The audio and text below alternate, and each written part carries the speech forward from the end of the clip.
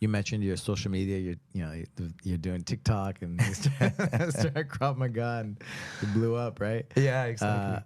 How do you think it affects like these kinds of things, like social media? Because all the kids are on, they're growing up with social media. Well, and that's a great question, and it's become so absolutist, right? Everything is like black and white, and nothing is, right? Like everything is in the gray zone.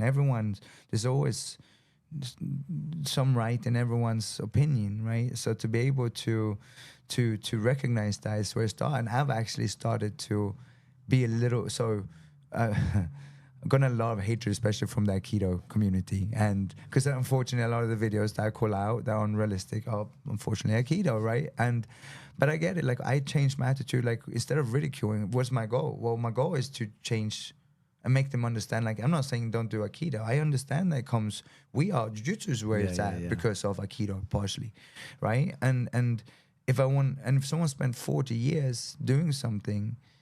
And I ridicule it, of course you're not going to change your mind. So for anyone that watches that, I'm sorry for that part.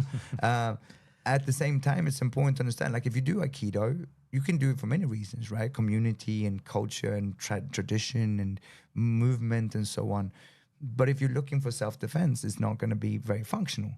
And it's important to understand the difference. So, social media has given people both, like it brings out the best and the worst. Like the truth is I have a love-hate relationship too. I have to be honest. I hear you. Yeah.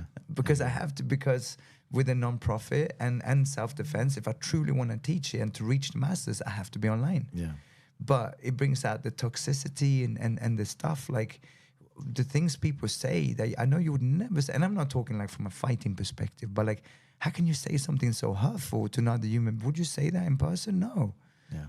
So I think it's important, especially like it's easy to say that the younger generation has it easier than us. And they do in some ways, but you're not comparing apples to apples, right? They have other things that are much harder. Like if you were bullied as a kid, any child that's bullied, it's horrific, right?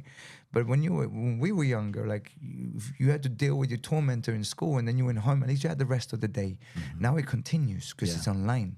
And it lives forever. If you did something embarrassing and someone caught you on camera, it lives in the Ethernet forever. Like, and as a child, like that's, the only thing we can do is build stronger human beings. Yeah. Yeah, that's a good point. Yeah, the thing is it's on all day, every day. Doesn't go away.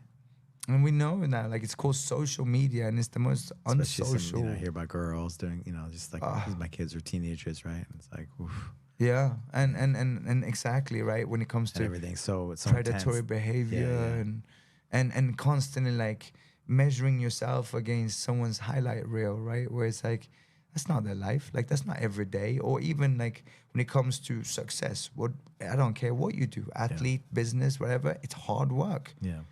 So when you see something on social media, you go, oh, I want that, but you haven't put in the work. You got to learn to put in the work.